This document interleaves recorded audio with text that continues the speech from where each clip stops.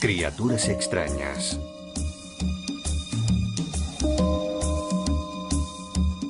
Mundos diferentes.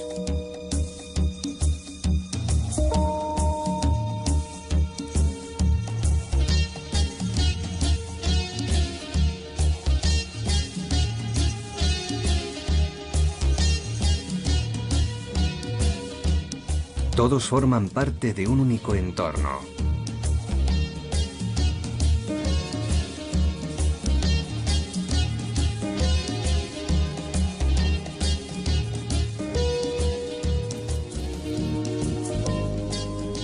A lo largo de la orilla septentrional de KwaZulu-Natal, en Sudáfrica, existe un mundo fascinante, único en la Tierra. Un lugar en el que a diario se suceden cambios y alteraciones. Un gran estuario y el punto de encuentro entre el agua dulce y el agua salada. Estamos en el Parque del Humedal de Isimangaliso. Su nombre significa milagro o qué maravilla en Zulu. En el seno de este apasionante paraje encontramos los manglares, fascinantes bosques formados por algunos de los árboles que más oxígeno producen y más agua filtran en todo el planeta. La ubicación de estos manglares es única, entre el océano y una serie de magníficos lagos de interior, y han convertido en un paraíso unos terrenos en los que perecería cualquier tipo de planta. Gracias a estos manglares, un número increíble de ecosistemas pueden florecer en un mismo espacio. El resultado es una colección espectacular de hábitats. De hecho, este lugar es patrimonio mundial de la naturaleza. A primera vista cualquiera diría que aquí no existe vida, pero si observamos atentamente descubriremos un sinfín de criaturas. Los manglares constituyen una puerta entre dos mundos. De un lado las zonas costeras rocosas, las playas y los arrecifes del Océano Índico.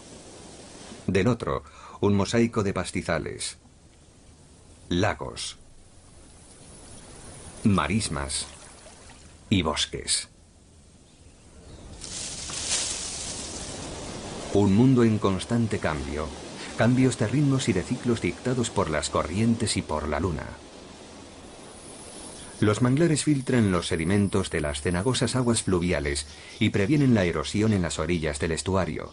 Constituyen la clave para mantener el frágil equilibrio del entorno del estuario.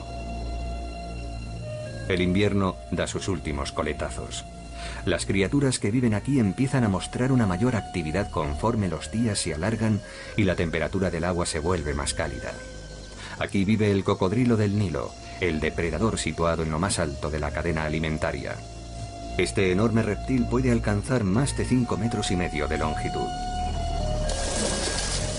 Los cocodrilos, al mismo tiempo animales cazadores y carroñeros, desempeñan una función crucial a la hora de mantener a raya la población de peces y de antílopes. Además disfrutan tumbándose al sol en las orillas de la marisma. El tamaño de los machos es superior al de las hembras.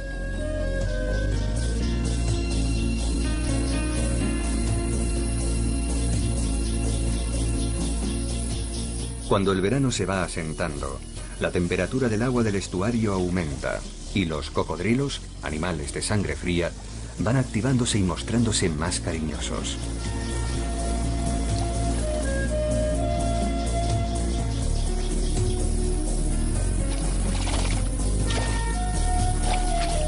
Cuando el cocodrilo macho está listo para aparearse, deja muy claras sus intenciones salpicando con el morro y resoplando agua por la nariz.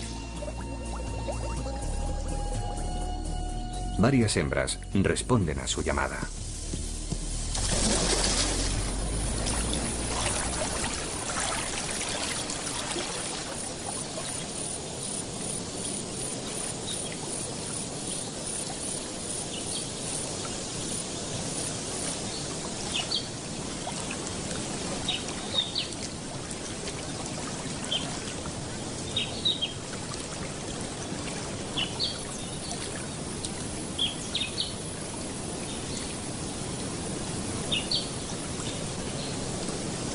El macho las monta poco a poco.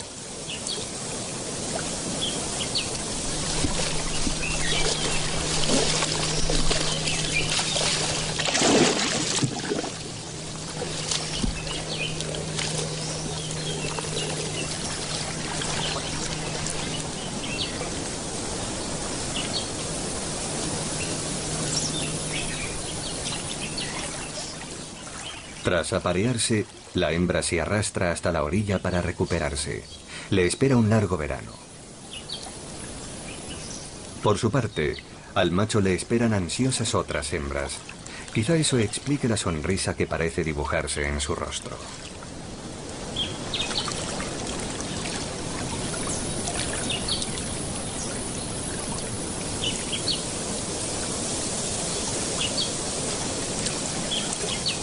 Finalmente, él también se recoge en la cálida arena de la orilla para recuperar fuerzas.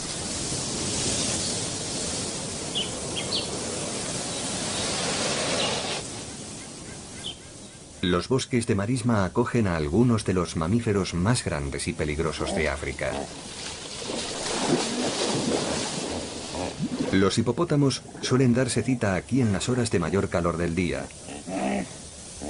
Otras veces se tumban al sol en la orilla del estuario. Los machos están rodeados por todo un harén de hembras que defenderán ante cualquier atacante. Los machos lucharán por su territorio y por las hembras. Los enfrentamientos pueden ser sangrientos y violentos. Con sus gigantescos colmillos, ambos machos corren peligro de resultar gravemente heridos. En esta ocasión el vencedor ha repelido al atacante y regresa con su harén. Los hipopótamos, que suelen alimentarse durante la noche, a veces investigan entre los pastizales y los cañaverales a plena luz del día. Estos pastizales acogen a una gran diversidad de especies. Grandes manadas de búfalos se acercan hasta aquí en busca de alimento.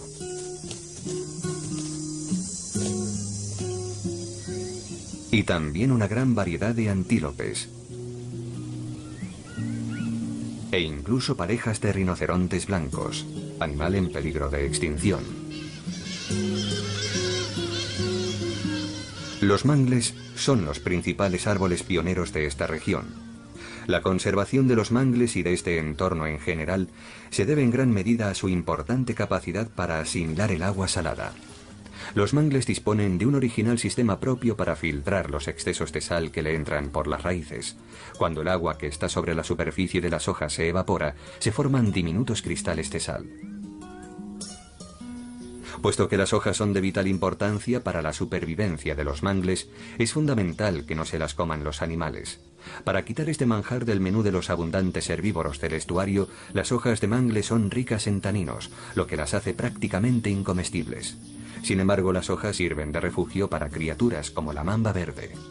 La mamba verde recorre estos árboles en busca de comida. Este camaleón ha tenido suerte, ha permanecido inmóvil y la serpiente no ha reparado en él.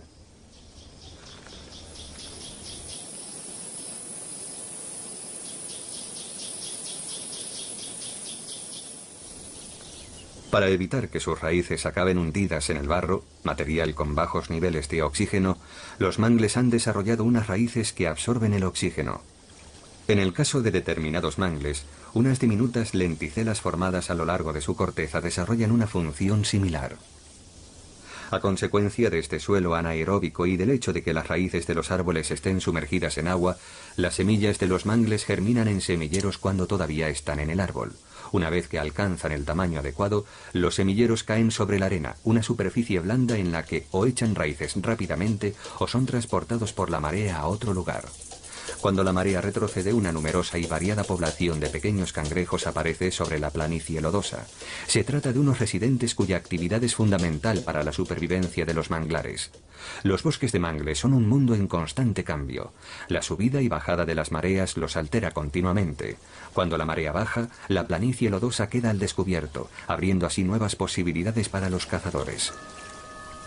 Esta es la víbora de Gabón, una especie muy peligrosa. Es la serpiente con los colmillos más largos del mundo. Suele encontrarse en los bosques de dunas, no muy lejos de aquí, donde se confunde fácilmente con el suelo. No obstante, de vez en cuando la víbora de Gabón sale a recorrer las planicies lodosas en busca de comida. Los orificios distribuidos por el lodo no son escondites de roedores, sino el hogar de los residentes más numerosos de los manglares, los cangrejos. Colonias enteras de unos crustáceos inconfundibles, aproximadamente de 5 centímetros, emergen de estos orificios.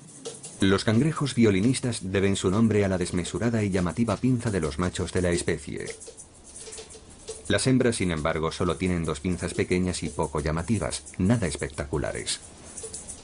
Los cangrejos violinistas salen a la superficie para alimentarse.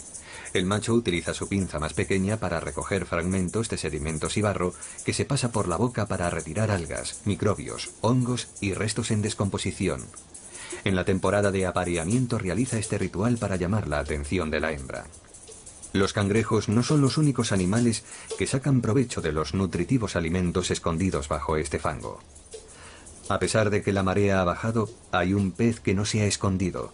Es el llamado pez del fango. Se trata de un animal que mide tan solo 7,5 centímetros y que se siente cómodo tanto dentro como fuera del agua. Nadie mejor que él en este manglar para simbolizar cómo adaptarse a los constantes cambios.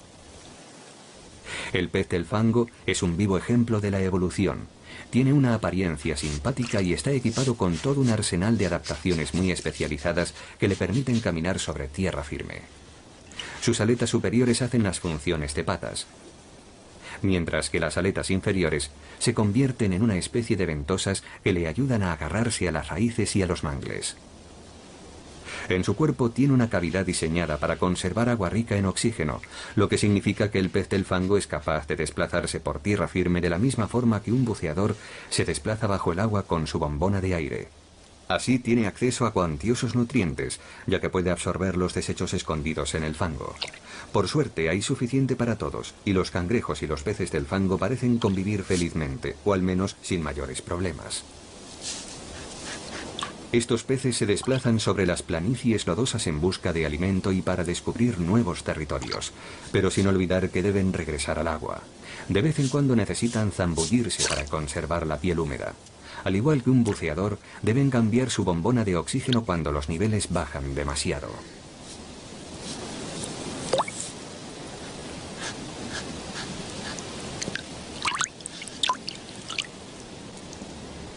Se acerca la temporada de cría y el pez del fango macho empieza a hacer méritos. La hembra se deja impresionar por su boca abierta y por sus aletas erguidas. Toda una manifestación de fuerza y una manera de intimidar a los contrincantes.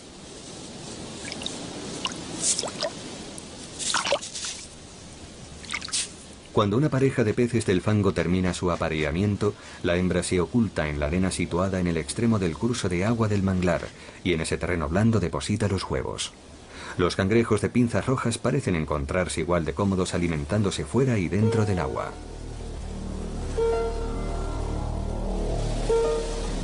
Cuando uno de estos cangrejos se acerca a otro, es rechazado enérgicamente y puede resultar gravemente herido. Alcanzados los máximos niveles de sal en las hojas de los mangles, estas se vuelven amarillas y se desprenden. Cuando cae una hoja en las planicies lodosas, entra en acción el cangrejo de pinzas rojas. Es capaz de detectar incluso desde el interior de su escondite estas pequeñas vibraciones.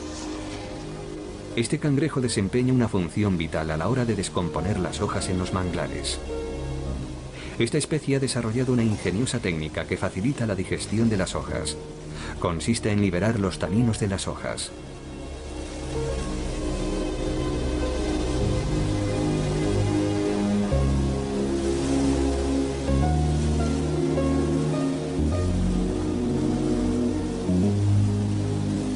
Para liberar los taninos, en primer lugar el cangrejo debe conseguir descomponer la hoja. Si la dejara al aire libre tardaría mucho en conseguirlo o bien alguien se la llevaría. En su lugar, el cangrejo arrastra la hoja al interior de su escondite, en cuyo fondo hay una pequeña poza de agua. Sumergida en el agua, la hoja empieza a descomponerse rápidamente, liberando de esta forma los taninos y volviéndose muy pronto comestible para el cangrejo. También se desarrollan bacterias y algas, lo que se convierte en un sabroso acompañamiento.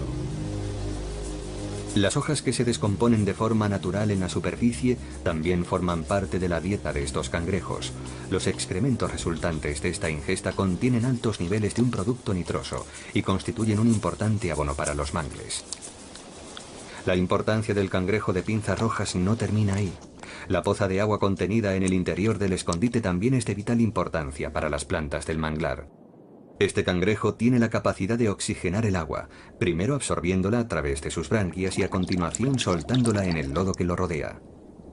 El resultado es un lodo oxigenado, algo vital para el desarrollo de nuevas plantas de mangles. Gracias a este lodo rico en oxígeno, a los pies de los mangles crecen otros árboles como esta higuera. Acaba de empezar el verano y los higos aún no están maduros.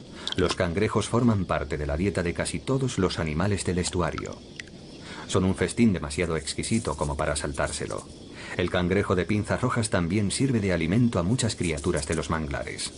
La mangosta rayada patrulla los límites de los manglares en busca de insectos, caracoles y cangrejos que se han alejado de sus escondites. Las mangostas siempre tienen hambre y siempre están buscando comida.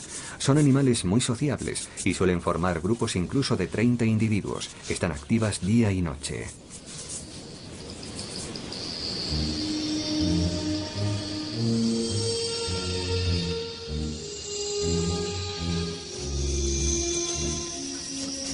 El potamoquero de río abandona la tranquilidad de los arbustos para salir en busca de alimento, raíces y carroña.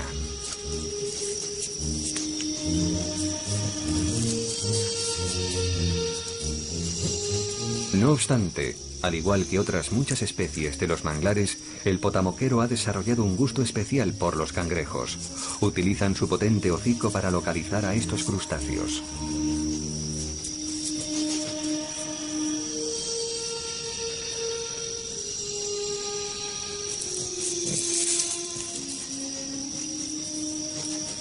Consciente del peligro, este cangrejo busca refugio entre el lodo, pero es inútil.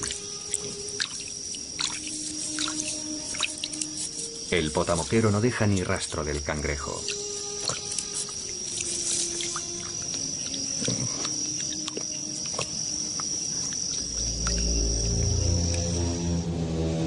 Hay algunos cangrejos que cazan.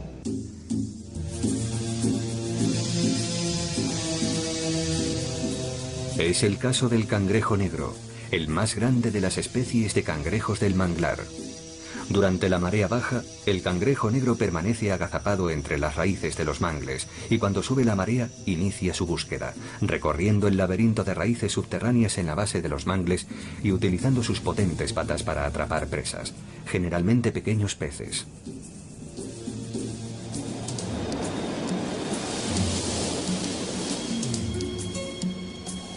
Ha llovido poco, así que se avecinan nuevos peligros, esta vez en la misma boca del estuario. El nivel del agua del lago ha bajado y se ha formado un banco de arena entre un lado y otro de la boca del estuario, aislando del océano a los manglares. El agua salada ha quedado atrapada en el interior del estuario y conforme se va evaporando el agua dulce, las condiciones de vida se van haciendo más difíciles. Han pasado 2 meses desde el apareamiento y la hembra de cocodrilo está lista para desovar. No puede esperar a que lleguen las lluvias. Sale del agua y se acerca a la orilla del estuario para encontrar un nido idóneo. Una vez localizado, empieza a excavar en la arena.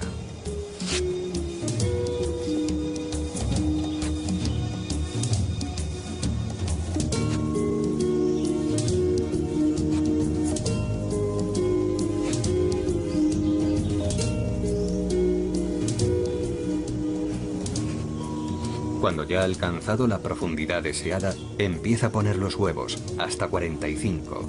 Cada uno de ellos es el doble de grande que el de una gallina.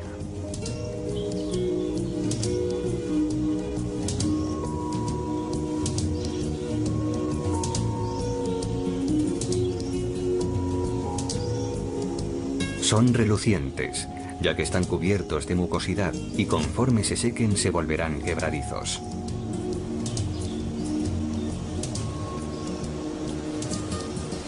Tras recuperarse, la hembra cubre su nido con arena.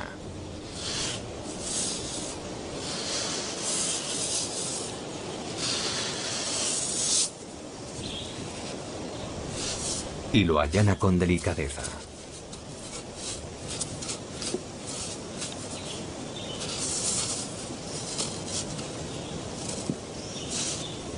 Permanecerá varias horas en esta posición, vigilando que sus huevos estén a salvo de una gran variedad de depredadores.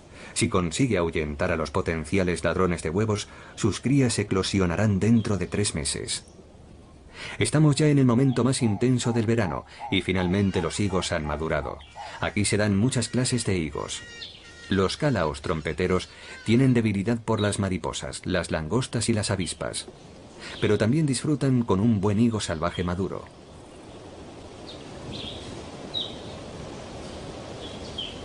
Las aves como los calaos desempeñan una función crucial a la hora de diseminar semillas de higos por todo el estuario. El turaco nisna es una especie escurridiza y sin embargo es fácil verlo cuando se dispone a ingerir el mayor número posible de higos. A ellos se unen sus parientes cercanos, los turacos de cresta púrpura.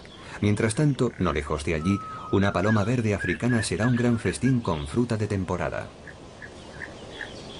Pero las aves no son los únicos animales que explotan la abundancia de frutas. Un grupo de monos vervet, tras localizar el árbol, se entrega a los placeres de la fruta. Solo les valen los higos en perfecto estado, y si no están a su gusto, se marchan sin más miramientos.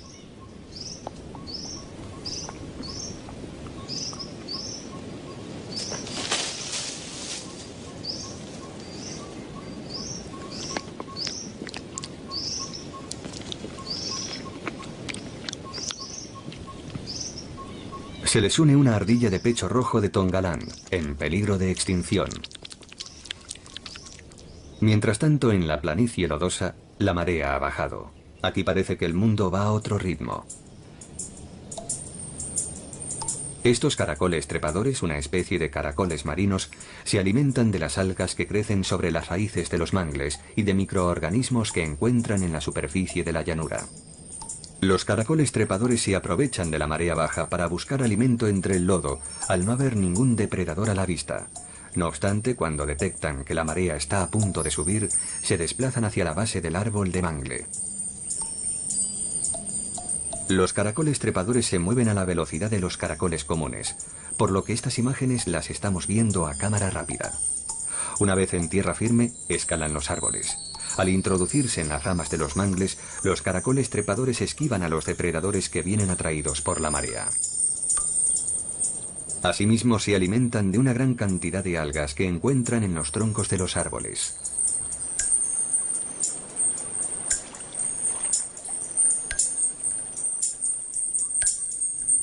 Cuando comprueban que la marea ha vuelto a bajar, los caracoles trepadores regresan a las planicies lodosas para empezar el proceso de nuevo.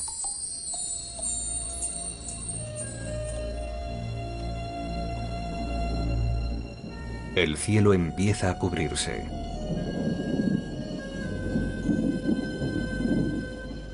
Pero no llueve. Las charcas comienzan a secarse y numerosos peces quedan atrapados en este proceso. Para la gran variedad de aves que se alimentan de peces, esta es una oportunidad única. La garza Goliat, que mide entre 1,20 m y 1,50 m, es la garza más grande del mundo. Patrulla las aguas poco profundas de las marismas, donde los ríos se juntan con los lagos en busca de anfibios, insectos y peces. Utiliza su pico, tan alargado como una jabalina, para atrapar a los peces de mayor tamaño. Conforme continúa la sequía y las aguas del lago siguen retrocediendo, los grandes barbos se ven de repente atrapados en charcas y ríos poco profundos. El barbo es demasiado lento para la garza, que primero lo deposita en una zona seca. Y tras lanzarle una serie de ataques letales, se traga el pez entero. A pesar de que lleva en el estómago el peso del barbo, alza el vuelo con gran elegancia. La sequía empeora y el estuario se convierte en un lugar donde sobrevivir es cada vez más complicado. El lago se evapora por efecto del implacable sol africano y el nivel de sal aumenta de forma exponencial. La principal fuente de agua dulce se encuentra en las montañas, tierra adentro. Lejos de allí, el agua empieza a caer. Los ríos se llenan de agua que desciende a toda velocidad hasta el estuario, pero no llueve lo suficiente para inundarlo. Por suerte para una gran variedad de especies, entre ellas los cocodrilos, hay otra fuente de agua dulce que es fundamental para el estuario. Allí donde el océano se une con la tierra firme, unas enormes dunas se elevan sobre la playa cubiertas por un fascinante bosque. En otros lugares las dunas han sido fuente inagotable de valiosos minerales, pero estas están protegidas por la autoridad de los humedales de Isimangaliso. La capa freática de las dunas está estructurada de forma que el agua de la lluvia se vaya filtrando poco a poco a través del suelo del bosque hasta llegar al estuario. Este agua se acumula en ríos y riachuelos y finalmente alcanza el lago en forma de un agua dulce que ayudará a rebajar los altos niveles de sal. Este suministro de agua dulce es pequeño, pero basta para lograr que los niveles de sal en varios puntos del estuario alcancen unos registros tóxicos. El agua de la duna alimenta al lago durante la sequía. El cielo vuelve a cubrirse de nubes y esta vez sí llueve. Sin embargo, no es más que una ligera precipitación y las condiciones de vida en el estuario continúan siendo difíciles. El bosque pantanoso, localizado en el extremo del estuario, cerca de la boca del río, queda anegado durante los periodos en los que el río tiene un gran caudal. Durante las épocas de sequía, el agua dulce permanece atrapada y se convierte en otra fuente vital de agua dulce para todo el estuario. Aprovechando que los niveles de agua son más bajos de lo normal, la víbora de Gabón se adentra en los humedales para cazar. Estos montículos de tierra esparcidos por todo el bosque del suelo son una prueba de que aquí vive una criatura extraordinaria que pocos han visto. La rata topo, un residente subterráneo de los estuarios cuyos escondites y madrigueras forman verdaderos laberintos bajo tierra. Está prácticamente ciega y para desplazarse se guía por su excepcional sentido del olfato. Para excavar sus túneles emplea sus patas y sobre todo sus poderosos incisivos.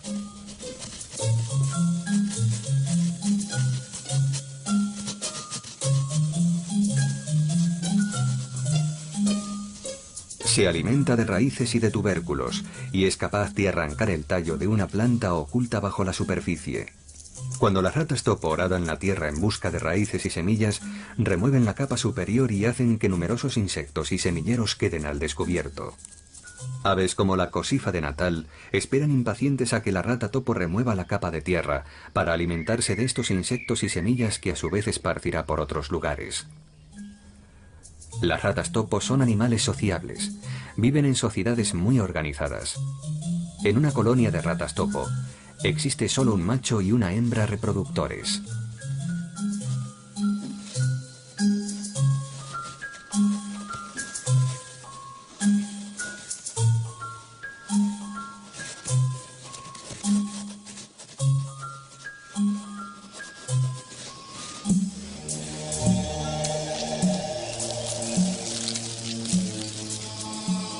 A pesar de la seguridad de sus madrigueras, siempre hay alguna rata topo, generalmente adulta, que se desvía y sale a la superficie.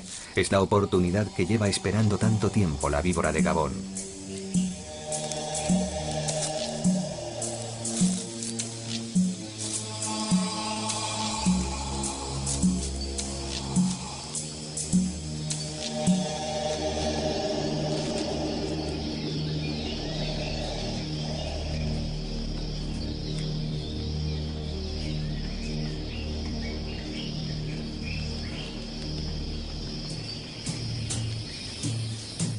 De vuelta a las orillas del estuario, un varano albigularis sale en busca de alimento. Este lagarto utiliza su lengua, dotada de gran sensibilidad para encontrar comida. Si bien su tamaño es grande para ser un lagarto, es mucho más pequeño que un cocodrilo adulto. El cocodrilo hembra sabe que sus huevos son vulnerables y como no quiere perder su nidada no les quita el ojo de encima. Sin embargo, incluso el cocodrilo más cauteloso tiene que regresar al agua de vez en cuando para refrescarse.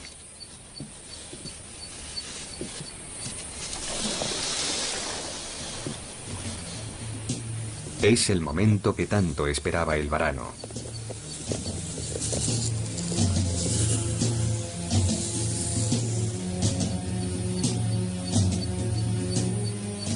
Tras asegurarse de que la madre no está cerca, empieza a excavar utilizando sus fuertes y alargadas garras, que le ayudan a extraer su menú.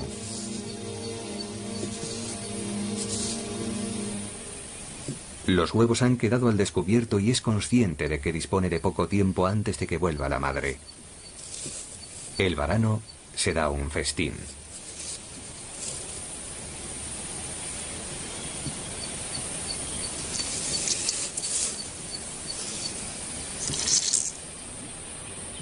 Al cabo de 3 o 4 huevos, ya está lleno.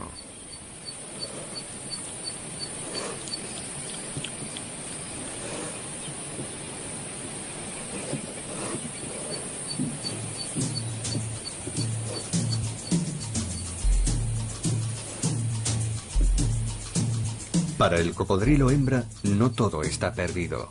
Tan solo algunos huevos. Y si el nido no es objetivo de más ataques, dentro de poco eclosionarán varias crías. En el extremo del bosque es posible ver a algunos de los animales menos numerosos del estuario cuando salen a buscar alimento. Los vientos que soplan desde el mar forman las dunas de arena que protegen la tierra contra los destrozos provocados por las tormentas del océano.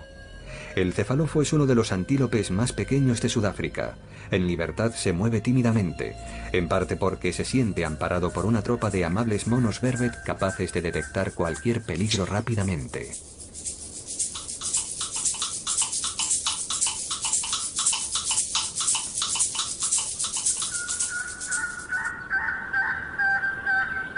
El potencial depredador desaparece. La vida continúa con normalidad.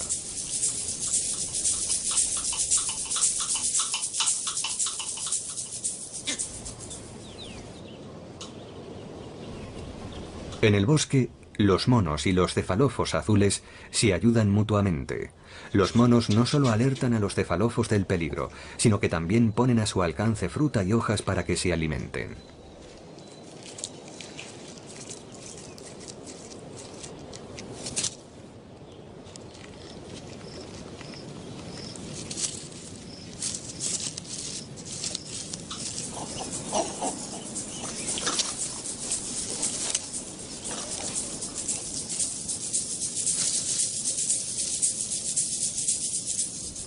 A los monos vervet les encanta jugar, y el cefalofo es el compañero de juegos perfecto.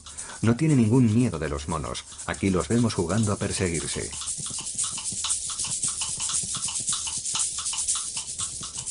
A continuación, hora de relajarse. Estamos en pleno verano y hace mucho calor.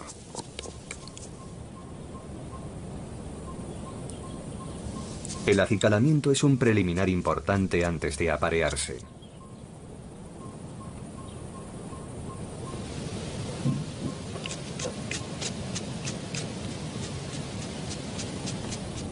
Los monos vervet viven en toda Sudáfrica. Pasan el día buscando comida, desde un grupo de insectos a hojas y fruta, que encuentran cuando caminan tranquilamente por manglares, bosques pantanosos y bosques de dunas. Al igual que la mayoría de los animales de esta zona, los monos vervet también se alimentan de carne de cangrejo, lo que explica que solo los cangrejos más imprudentes permanezcan a la vista.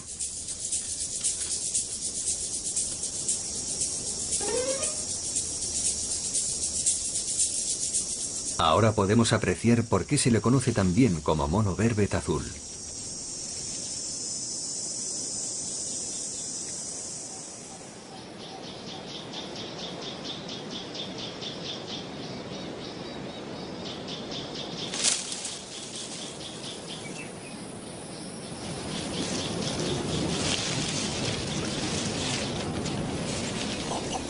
Cuando no están comiendo, los monos pasan el tiempo acicalándose mutuamente. Además de sentirse mejor sin garrapatas y parásitos, aprovechan para tomar un tentempié. Estos momentos fortalecen los vínculos entre los miembros de la tropa. En estos bosques también viven otras especies de monos mucho menos numerosas, los monos samango. Se alimentan principalmente de hojas.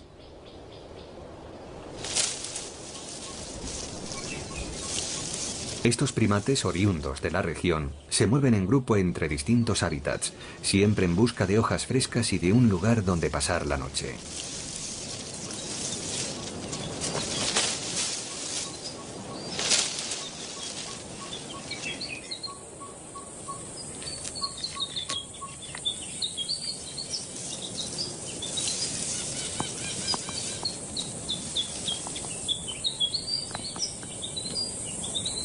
No es muy habitual ver a estos monos y mucho menos constatar que en un grupo de ellos hay un mono samango blanco. La explicación es que estos suelen ser detectados rápidamente por los depredadores. No estamos ante un verdadero albino, sino ante un leucístico. En lugar de tener los ojos rosa como los verdaderos albinos, los tiene marrones. Los monos de samango son muy sociables y a lo largo de todo el día, cuando no están buscando comida, se dedican a acicalarse mutuamente.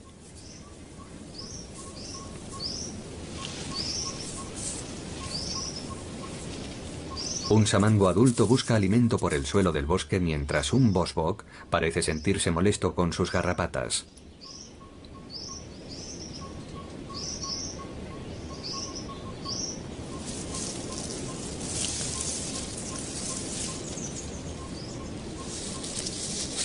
El antílope se acerca al samango con la esperanza de que éste le proporcione un rápido servicio de limpieza.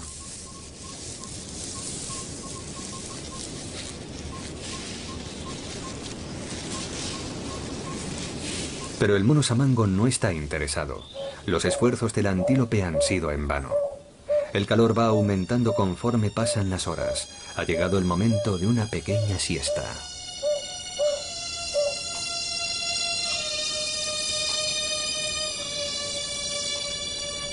Pero un trogón de narina se encarga de despertar a todos cuando se dispone a alimentar a su cría.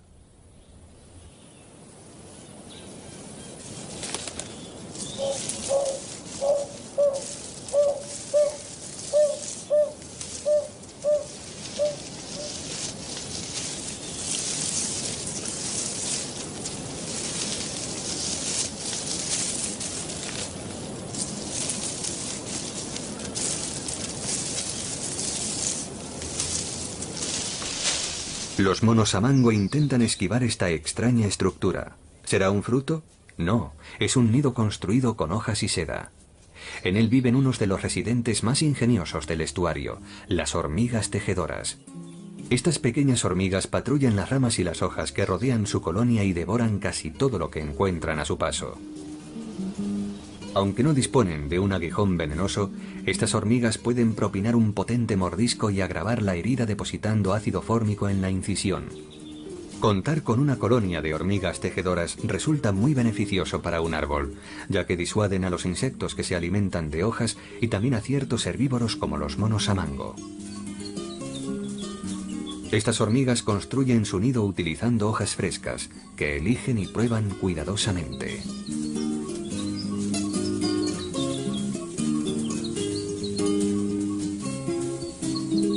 Una vez acumulada la cantidad necesaria de hojas, las hormigas forman una cadena de trabajo a lo largo del borde de las hojas. Quitan los extremos de estas actuando al unísono.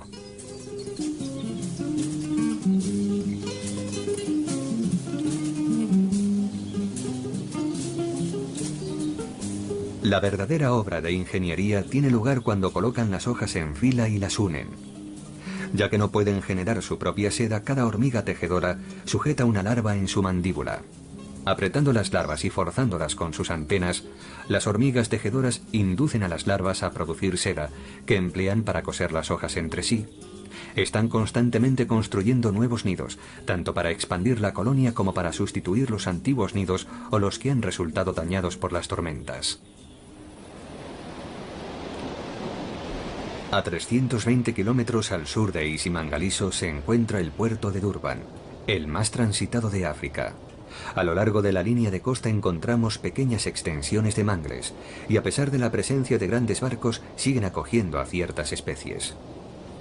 La marea vuelve a bajar y los pequeños cangrejos soldados se lanzan a las llanuras de lodo.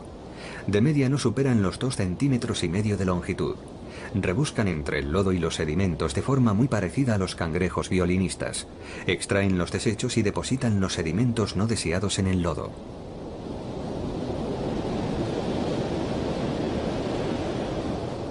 Mientras se alimentan, se convierten en una presa fácil para aves como la ibis adada. Aquí es posible apreciar el diminuto tamaño de estos cangrejos. Cuando la marea va subiendo, en lugar de ocultarse en los orificios, el cangrejo soldado simplemente se entierra bajo la arena. Cuando la marea retrocede, vuelve a salir a la superficie y sigue alimentándose. En Isimangaliso, en el punto en que confluyen la tierra y el mar, todo un conjunto de charcas y arrecifes rocosos sirve de refugio para una gran variedad de peces tropicales. Aquí la vida florece bajo el amparo de los arrecifes y de las aguas ricas en nutrientes del Océano Índico. Muchos de los peces de estas aguas han eclosionado en los manglares, entre las raíces que les han protegido hasta alcanzar un tamaño que les permitiera regresar al océano. Algunas especies marinas desovan en el mar y sus crías se refugian en el estuario y en los mangles hasta estar preparadas para su vuelta al océano. Suelen formar parte de la dieta de grandes criaturas del océano como las ballenas jorobadas y los delfines comunes.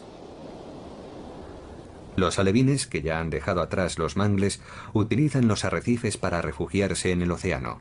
Algunas especies de cangrejos, como el ermitaño, viven entre los peces del arrecife.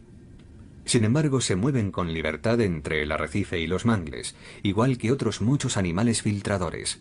Los mangles constituyen un refugio y una importante fuente de alimento para los cangrejos ermitaños. El verano llega a su fin. En las planicies lodosas el cambio de estación saca a la luz una nueva actividad entre los cangrejos.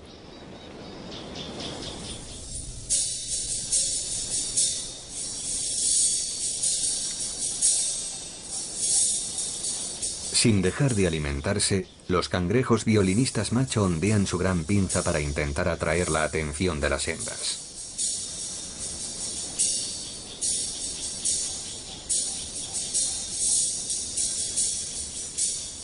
Varios machos sincronizan este movimiento, logrando el aspecto de una danza ritual.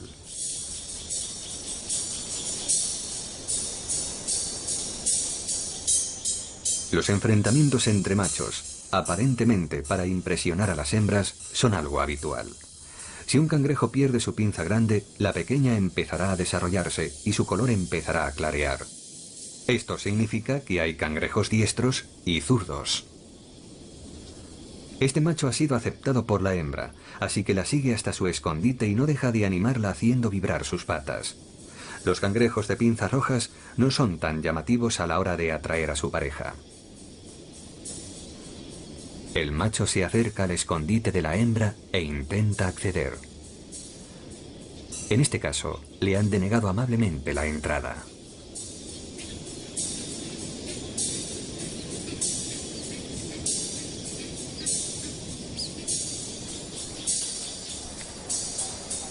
Pero el macho no se da por vencido e intenta que lo acepten en otro escondite. Esta vez ha tenido éxito. Generalmente son los machos los que escogen a las hembras y se aparean de forma discreta en la intimidad del escondite. Pero no siempre es así. Cuando uno forma parte del menú de casi todos los que le rodean, debe aprovechar al máximo cada minuto de vida. Especialmente cuando hay depredadores cerca como el buitre palmero. Recibe su nombre de la rafia, una planta poco habitual de la familia de las palmeras cuyo fruto puede constituir una parte importante de la dieta del ave. El buitre palmero complementa su dieta con caracoles, roedores, ranas y peces, y por supuesto con cangrejos. El buitre atrapa con gran facilidad a los cangrejos que están a la vista.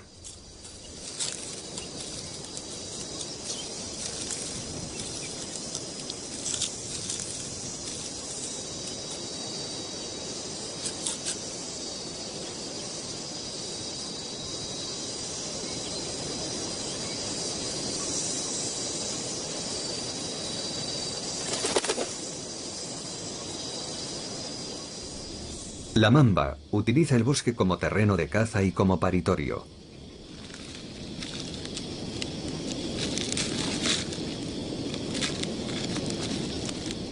Ha llegado la temporada de cría para la mamba verde. Pone los huevos con mucho sigilo y los abandona. 6 semanas más tarde están listos para eclosionar. Los huevos son de un tamaño similar a los de una gallina.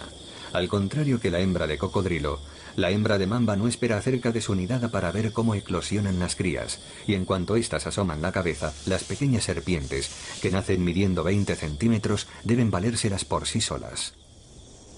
El largo y cálido verano casi ha llegado a su fin. Ha llegado el momento de que los huevos de cocodrilo eclosionen.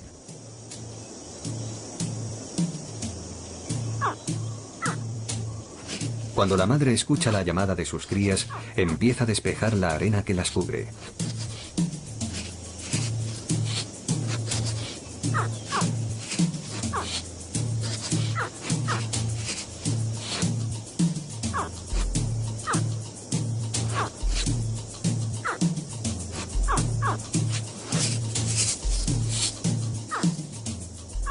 Y se las mete en la boca.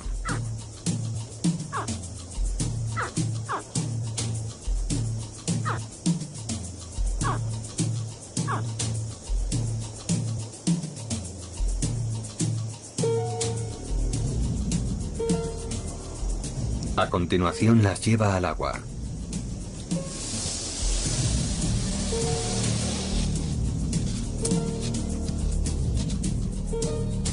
Las deposita entre los juncos para que no queden a la vista de los depredadores. Muchas de las crías vienen al mundo solas y deben llegar sin ayuda a la superficie acuática más cercana. Allí se enfrentarán a muchos peligros y solo unas pocas alcanzarán la edad adulta.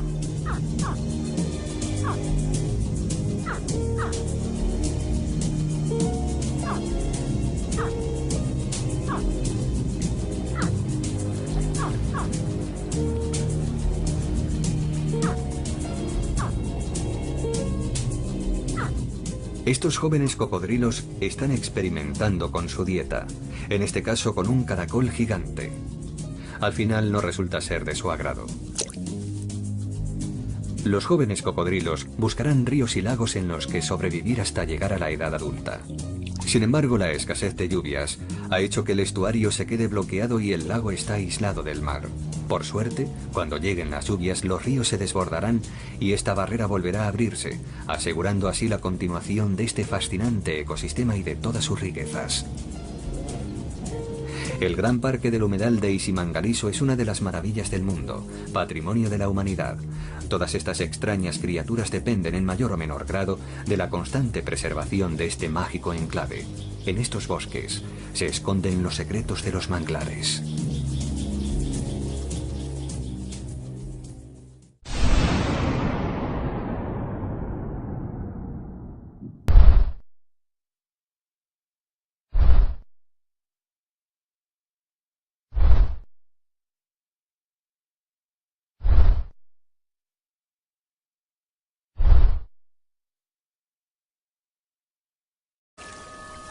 Esta es la víbora de Gabón, una especie muy peligrosa. Es la serpiente con los colmillos más largos del mundo. Suele encontrarse en los bosques de dunas, no muy lejos de aquí, donde se confunde fácilmente con el suelo. No obstante, de vez en cuando la víbora de Gabón sale a recorrer las planicies lodosas en busca de comida. Los orificios distribuidos por el lodo no son escondites de roedores, sino el hogar de los residentes más numerosos de los manglares, los cangrejos. Colonias enteras de unos crustáceos inconfundibles, aproximadamente de 5 centímetros, emergen de estos orificios. Los cangrejos violinistas deben su nombre a la desmesurada y llamativa pinza de los machos de la especie. Las hembras, sin embargo, solo tienen 2 pinzas pequeñas y poco llamativas, nada espectaculares. Los cangrejos violinistas salen a la superficie para alimentarse. El macho utiliza su pinza más pequeña para recoger fragmentos de sedimentos y barro que se pasa por la boca para retirar algas, microbios, hongos y restos en descomposición. En la temporada de apareamiento realiza este ritual para llamar la atención de la hembra. Los cangrejos no son los únicos animales que sacan provecho de los nutritivos alimentos escondidos bajo este fango. A pesar de que la marea ha bajado, hay un pez que no se ha escondido. Es el llamado pez del fango. Se trata de un animal que mide tan solo 7,5 centímetros y que se siente cómodo tanto dentro como fuera del agua. Nadie mejor que él en este manglar para simbolizar cómo adaptarse a los constantes cambios. El pez del fango es un vivo ejemplo de la evolución. Tiene una apariencia simpática y está equipado con todo un arsenal de adaptaciones muy especializadas que le permiten caminar sobre tierra firme. Sus aletas superiores hacen las funciones de patas. mientras que las aletas inferiores se convierten en una especie de ventosas que le ayudan a agarrarse a las raíces y a los mangles. En su cuerpo tiene una cavidad diseñada para conservar agua rica en oxígeno, lo que significa que el pez del fango es capaz de desplazarse por tierra firme de la misma forma que un buceador se desplaza bajo el agua con su bombona de aire. Así tiene acceso a cuantiosos nutrientes, ya que puede absorber los desechos escondidos en el fango. Por suerte hay suficiente para todos, y los cangrejos y los peces del fango parecen convivir felizmente, o al menos sin mayores problemas. Estos peces se desplazan sobre las planicies lodosas en busca de alimento y para descubrir nuevos territorios, pero sin olvidar que deben regresar al agua. De vez en cuando necesitan zambullirse para conservar la piel húmeda. Al igual que un buceador, deben cambiar su bombona de oxígeno cuando los niveles bajan demasiado.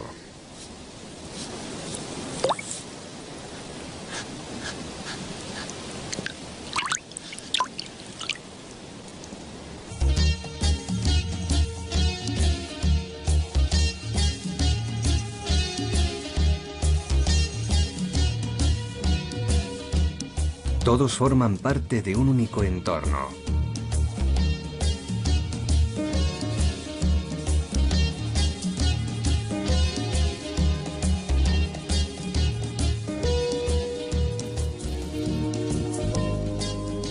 A lo largo de la orilla septentrional de KwaZulu-Natal, en Sudáfrica, existe un mundo fascinante, único en la Tierra. Un lugar en el que a diario se suceden cambios y alteraciones. Un gran estuario y el punto de encuentro entre el agua dulce y el agua salada. Estamos en el Parque del Humedal de Isimangaliso. Su nombre significa milagro o qué maravilla en Zulu. En el seno de este apasionante paraje encontramos los manglares, fascinantes bosques formados por algunos de los árboles que más oxígeno producen y más agua filtran en todo el planeta. La ubicación de estos manglares es única, entre el océano y una serie de magníficos lagos de interior, y han convertido en un paraíso unos terrenos en los que perecería cualquier tipo de planta. Gracias a estos manglares, un número increíble de ecosistemas pueden florecer en un mismo espacio.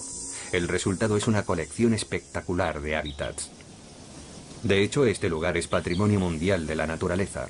A primera vista cualquiera diría que aquí no existe vida, pero si observamos atentamente descubriremos un sinfín de criaturas.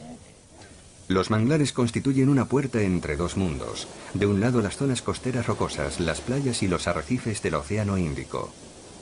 Del otro, un mosaico de pastizales, lagos, marismas y bosques.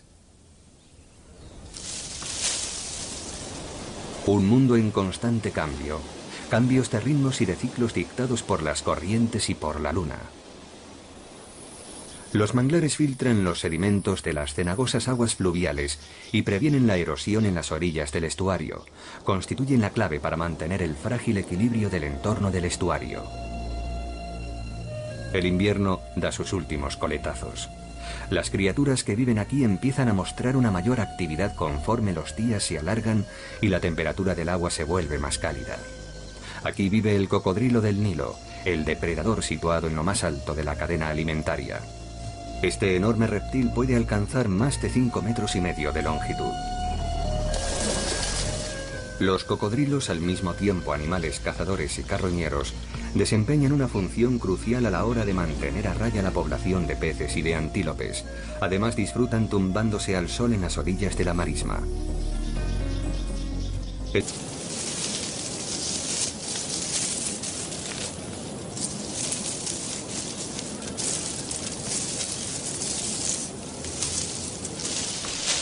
Los monos samango intentan esquivar esta extraña estructura. ¿Será un fruto? No, es un nido construido con hojas y seda. En él viven unos de los residentes más ingeniosos del estuario, las hormigas tejedoras.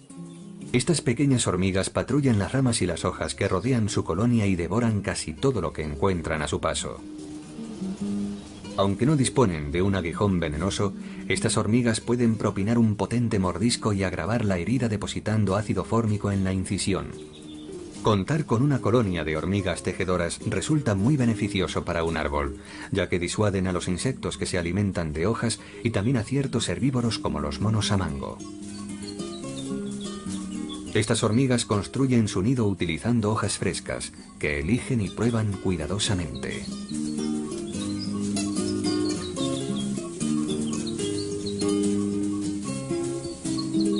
Una vez acumulada la cantidad necesaria de hojas, las hormigas forman una cadena de trabajo a lo largo del borde de las hojas. Quitan los extremos de estas actuando al unísono.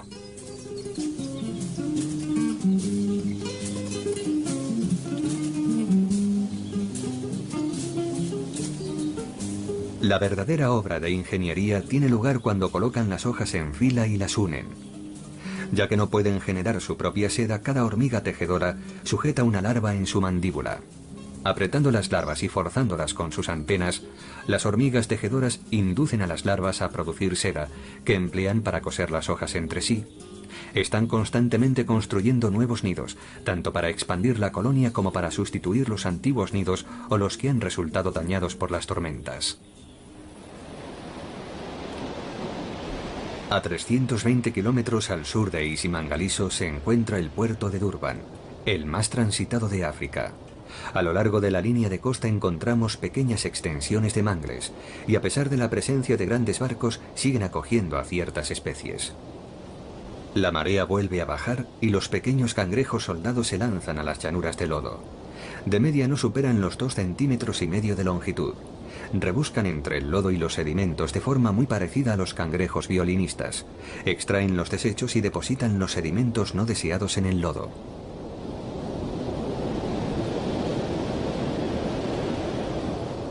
Mientras se alimentan, se convierten en una presa fácil para aves como la ibis adada. Aquí es posible apreciar el diminuto tamaño de estos cangrejos. Cuando la marea va subiendo, en lugar de ocultarse en los orificios, el cangrejo soldado simplemente se entierra bajo la...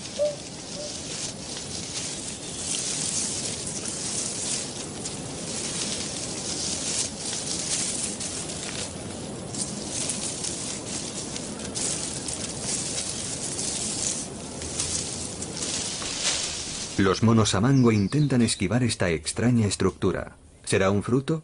No, es un nido construido con hojas y seda. En él viven unos de los residentes más ingeniosos del estuario, las hormigas tejedoras. Estas pequeñas hormigas patrullan las ramas y las hojas que rodean su colonia y devoran casi todo lo que encuentran a su paso.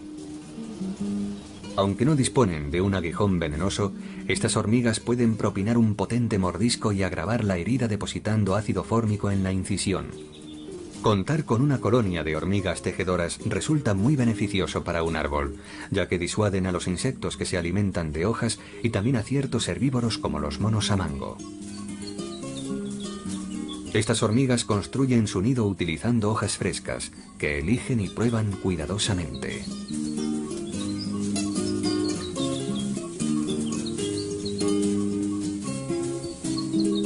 Una vez acumulada la cantidad necesaria de hojas, las hormigas forman una cadena de trabajo a lo largo del borde de las hojas.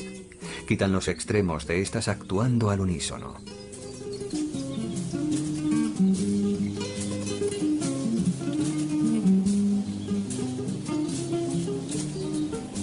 La verdadera obra de ingeniería tiene lugar cuando colocan las hojas en fila y las unen. Ya que no pueden generar su propia seda, cada hormiga tejedora sujeta una larva en su mandíbula. Apretando las larvas y forzándolas con sus antenas, las hormigas tejedoras inducen a las larvas a producir seda, que emplean para coser las hojas entre sí. Están constantemente construyendo nuevos nidos, tanto para expandir la colonia como para sustituir los antiguos nidos o los que han resultado dañados por las tormentas. A 320 kilómetros al sur de Isimangaliso se encuentra el puerto de Durban, el más transitado de África. A lo largo de la línea de costa encontramos pequeñas extensiones de mangles, y a pesar de la presencia de grandes barcos, siguen acogiendo a ciertas especies. La marea vuelve a bajar y los pequeños cangrejos soldados se lanzan a las llanuras de lodo. De media no superan los 2,5 centímetros de longitud. Rebuscan entre el lodo y los sedimentos de forma muy parecida a los cangrejos violinistas. Extraen los desechos y depositan los sedimentos no deseados en el lodo.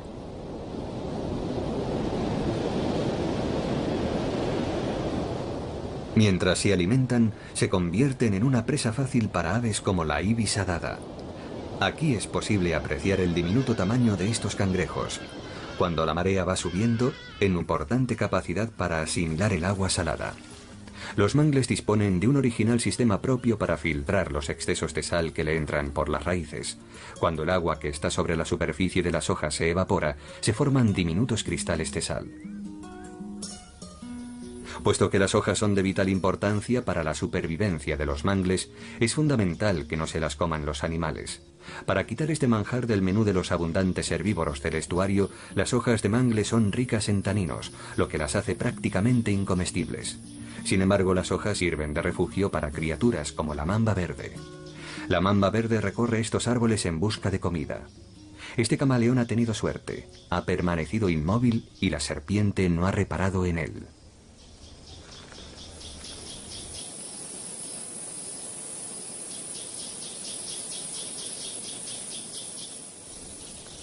Para evitar que sus raíces acaben hundidas en el barro, material con bajos niveles de oxígeno, los mangles han desarrollado unas raíces que absorben el oxígeno.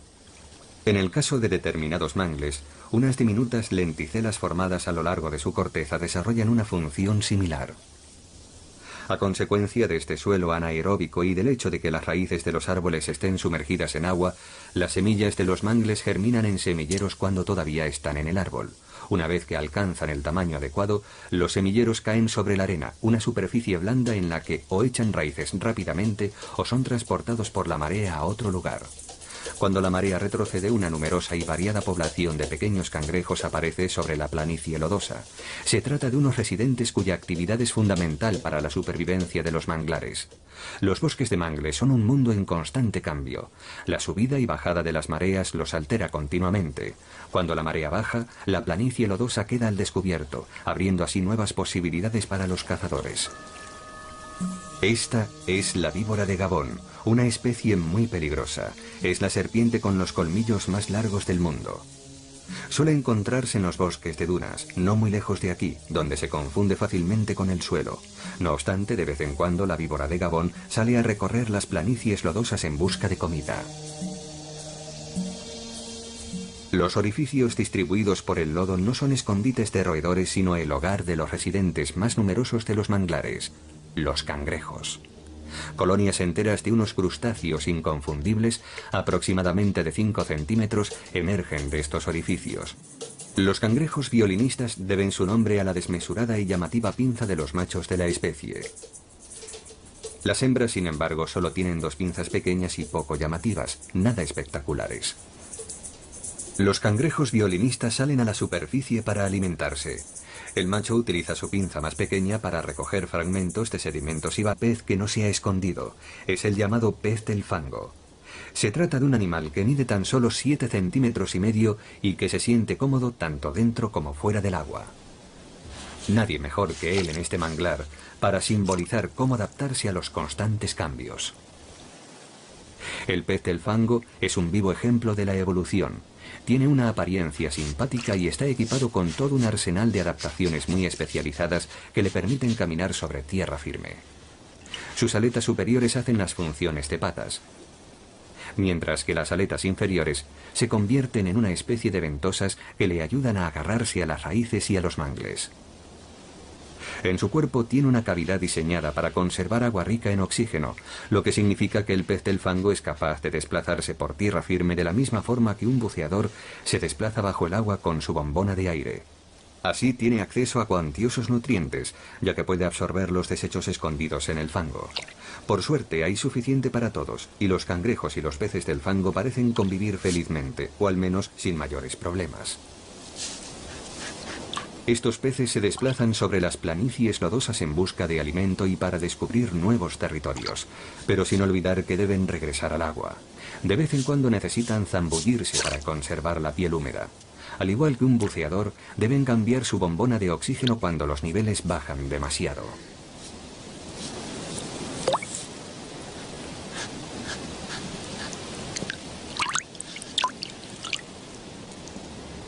Se acerca la temporada de cría y el pez del fango macho empieza a hacer méritos. La hembra se deja impresionar por su boca abierta y por sus aletas erguidas. Toda una manifestación de fuerza y una manera de intimidar a los contrincantes.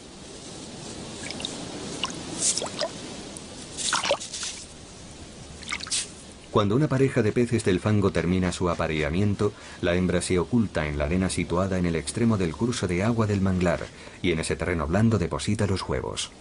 Los cangrejos de pinzas rojas parecen encontrarse igual de cómodos alimentándose fuera y dentro del agua.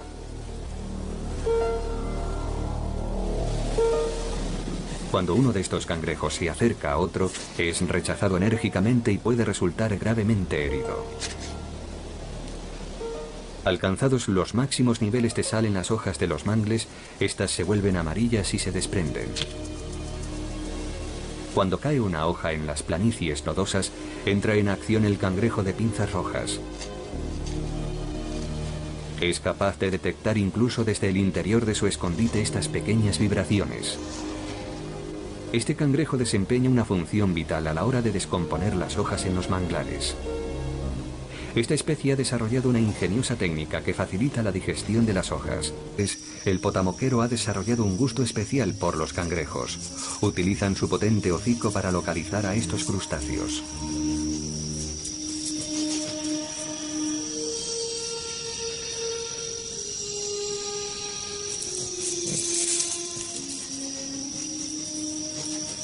Consciente del peligro, este cangrejo busca refugio entre el lodo, pero es inútil. El potamoquero no deja ni rastro del cangrejo.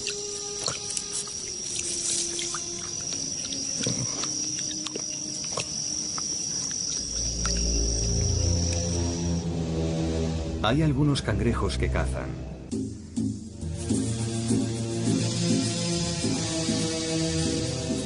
Es el caso del cangrejo negro, el más grande de las especies de cangrejos del manglar. Durante la marea baja, el cangrejo negro permanece agazapado entre las raíces de los mangles y cuando sube la marea inicia su búsqueda, recorriendo el laberinto de raíces subterráneas en la base de los mangles y utilizando sus potentes patas para atrapar presas, generalmente pequeños peces.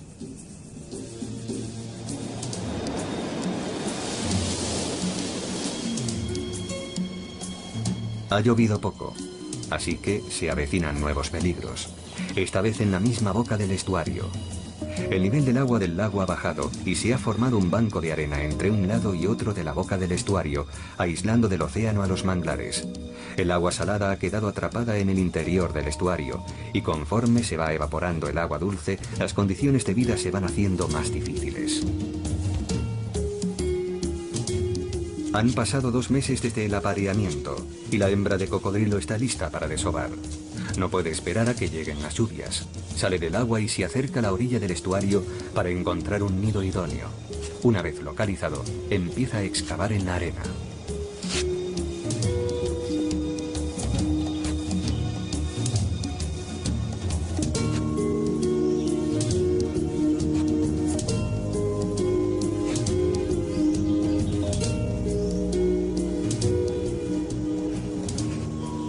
Cuando ya ha alcanzado la profundidad deseada, empieza a poner los huevos, hasta 45. Cada uno de ellos es el doble de grande que el de una gallina.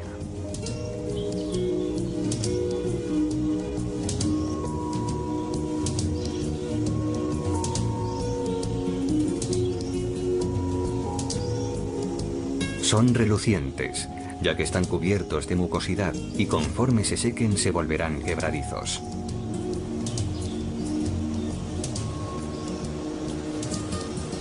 Tras recuperarse, la hembra cubre su nido con arena. Espera un largo verano. Por su parte, al macho le esperan ansiosas otras hembras. Quizá eso explique la sonrisa que parece dibujarse en su rostro.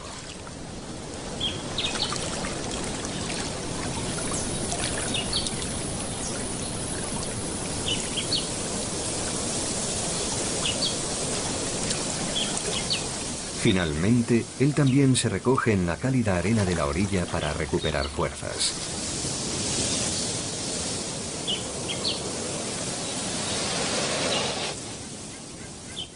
Los bosques de marisma acogen a algunos de los mamíferos más grandes y peligrosos de África.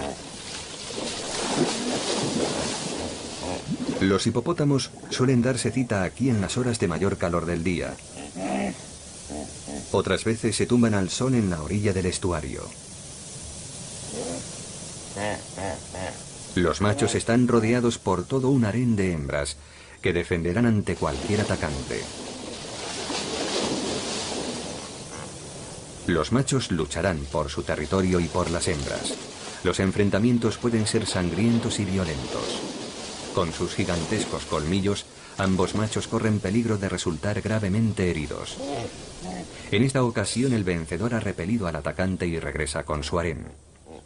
Los hipopótamos, que suelen alimentarse durante la noche, a veces investigan entre los pastizales y los cañaverales a plena luz del día. Estos pastizales acogen a una gran diversidad de especies. Grandes manadas de búfalos se acercan hasta aquí en busca de alimento.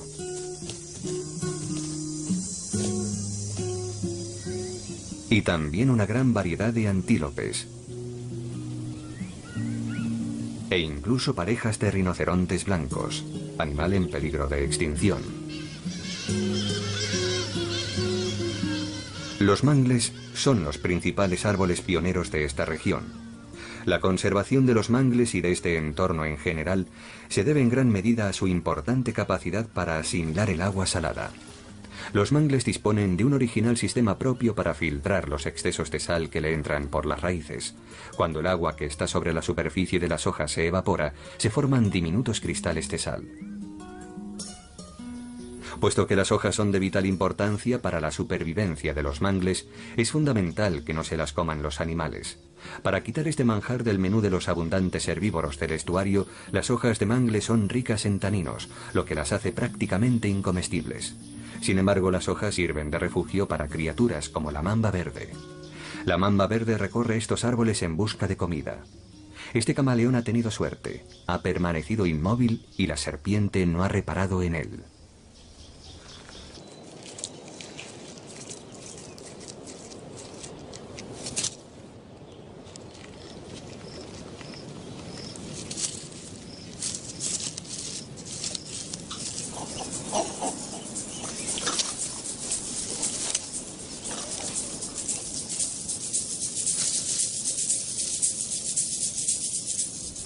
A los monos vervet les encanta jugar, y el cefalofo es el compañero de juegos perfecto.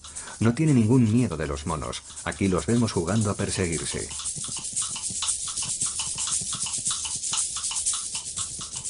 A continuación, hora de relajarse. Estamos en pleno verano y hace mucho calor.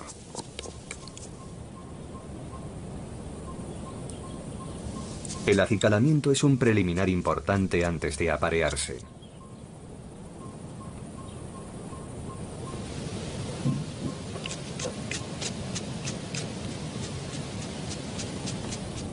Los monos vervet viven en toda Sudáfrica. Pasan el día buscando comida, desde un grupo de insectos a hojas y fruta, que encuentran cuando caminan tranquilamente por manglares, bosques pantanosos y bosques de dunas. Al igual que la mayoría de los animales de esta zona, los monos vervet también se alimentan de carne de cangrejo, lo que explica que solo los cangrejos más imprudentes permanezcan a la vista.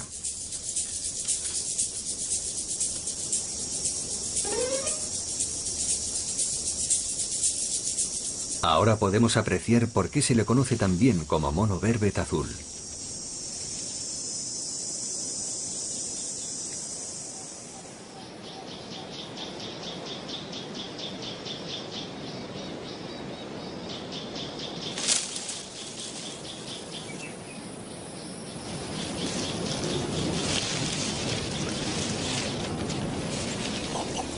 Cuando no están comiendo, los monos pasan el tiempo acicalándose mutuamente.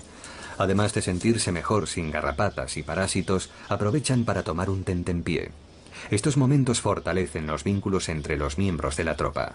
En estos bosques también viven otras especies de monos mucho menos numerosas, los monos samango. Se alimentan principalmente de hojas.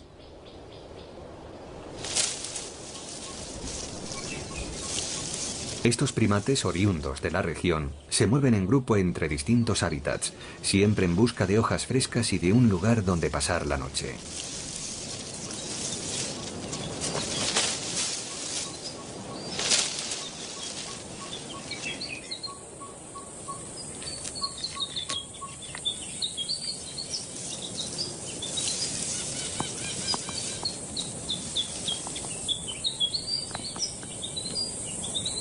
No es muy habitual. Ha llegado el momento de una pequeña siesta.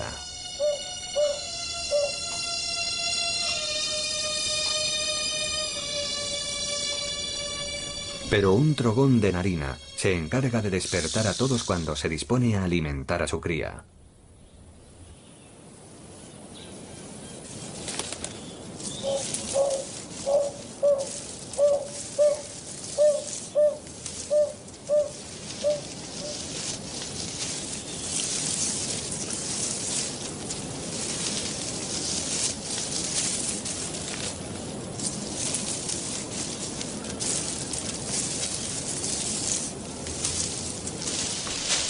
Los monos samango intentan esquivar esta extraña estructura. ¿Será un fruto?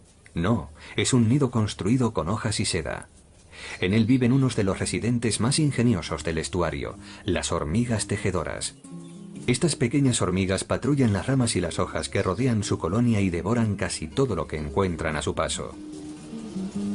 Aunque no disponen de un aguijón venenoso, estas hormigas pueden propinar un potente mordisco y agravar la herida depositando ácido fórmico en la incisión. Contar con una colonia de hormigas tejedoras resulta muy beneficioso para un árbol, ya que disuaden a los insectos que se alimentan de hojas y también a ciertos herbívoros como los monos samango.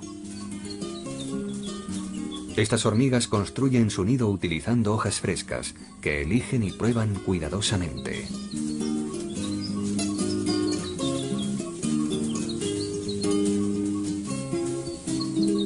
Una vez acumulada la cantidad necesaria de hojas, las hormigas forman una cadena de trabajo a lo largo del borde de las hojas.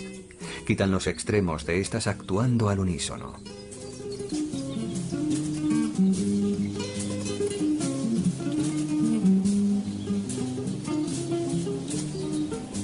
La verdadera obra de ingeniería tiene lugar cuando colocan las hojas en fila y las unen. Ya que no pueden generar su propia seda, cada hormiga tejedora sujeta una larva en su mandíbula. Apretando las larvas y forzándolas con sus antenas, las hormigas tejedoras inducen a las larvas a producir seda, que emplean para coser las hojas entre sí. Están constantemente construyendo nuevos nidos, tanto para expandir la colonia como para sustituir los antiguos nidos o los que han resultado dañados por las tormentas. A 320 kilómetros al sur de Isimangaliso se encuentra el puerto de Durban, el más transitado de África. A lo largo de la línea de costa encontramos pequeñas extensiones de mangles, y a pesar de la presencia de grandes barcos, siguen acogiendo a ciertas especies. La marea vuelve a bajar y los pequeños cangrejos soldados se lanzan a las llanuras de lodo. De media no superan los 2 centímetros. Al cabo de 3 o 4 huevos, ya está lleno.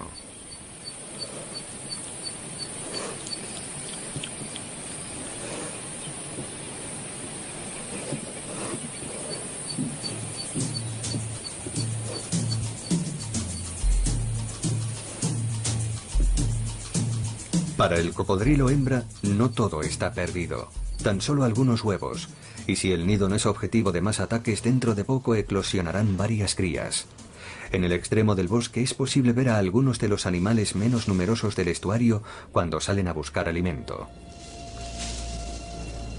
Los vientos que soplan desde el mar forman las dunas de arena que protegen la tierra contra los destrozos provocados por las tormentas del océano. El cefalofo es uno de los antílopes más pequeños de Sudáfrica. En libertad se mueve tímidamente, en parte porque se siente amparado por una tropa de amables monos vervet capaces de detectar cualquier peligro rápidamente.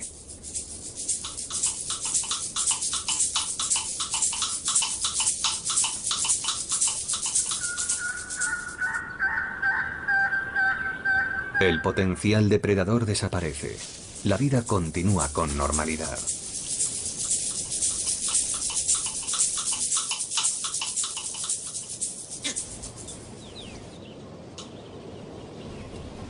En el bosque, los monos y los cefalófos azules se ayudan mutuamente. Los monos no solo alertan a los cefalófos del peligro, sino que también ponen a su alcance fruta y hojas para que se alimenten.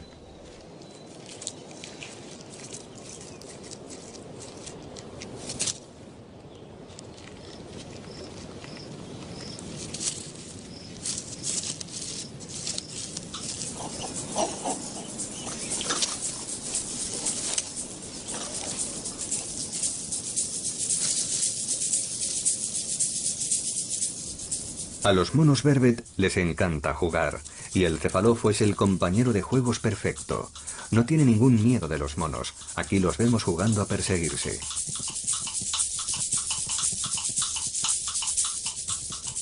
A continuación, hora de relajarse. Estamos en pleno verano y hace mucho calor.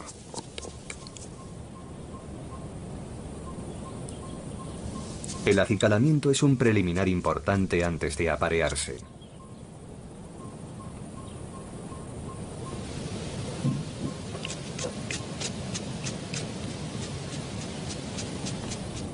Los monos Vervet viven en toda Sudáfrica.